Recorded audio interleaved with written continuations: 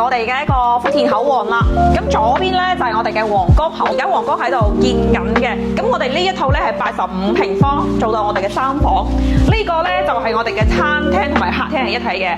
咁呢個層高咧都係有3.3米喎，足足。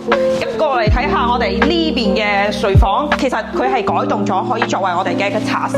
平時呢邊啦可以放下收納，呢套咧係業主攞嚟出租，亦都係出售嘅。咁呢邊咧可以放下我哋嘅收納啦，放下我哋嘅紅酒啦，都係冇問題嘅。咁跟住我鏡頭過嚟睇下我哋重入門處啦。咁呢邊咧就係做咗我哋嘅鞋櫃嘅。咁呢邊咧就係我哋嘅4人嘅餐台，其實你都可以擺6人嘅，不過就會逼咗啲。呢個就雪櫃啦，業主都未用過嘅，一字形嘅開放式廚房、灶台，同埋我哋呢邊咧係洗手間，但係佢未有做乾濕分離嘅。咁呢度勝在咧就係近我哋嘅地鐵口啦。落樓下步行幾分鐘就到我哋嘅4號線呢邊咧就陽台，平時可以晾下衣服啊，放下雜物啊，完全係冇問題嘅。咁過嚟睇下我哋呢間睡房啦。咁呢個睡房放1.5米嘅大床，採光係好足嘅。其實呢度高層係好舒服啊。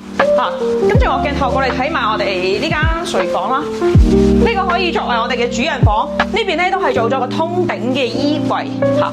呢個咧就係擺我哋嘅1.5米到2米大床，冇問題嘅。咁如果屏幕前嘅老細咧，如果你專門去揾口岸物業嘅話，可以隨時聯繫我睇現樓啦。